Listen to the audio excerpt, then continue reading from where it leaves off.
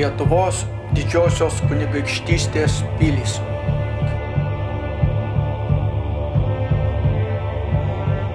Veliuonos pilis.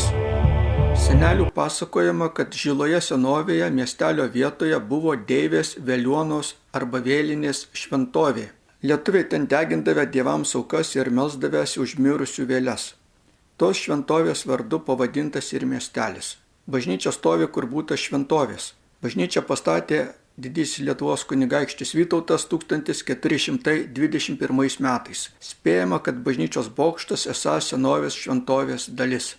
Pilaitės piliakalnyje, pustrečio kilometro į vakarus nuo Veliuonos piliakalnio, stovėjo 1337 metais kryžiuočių pastatyta pilis.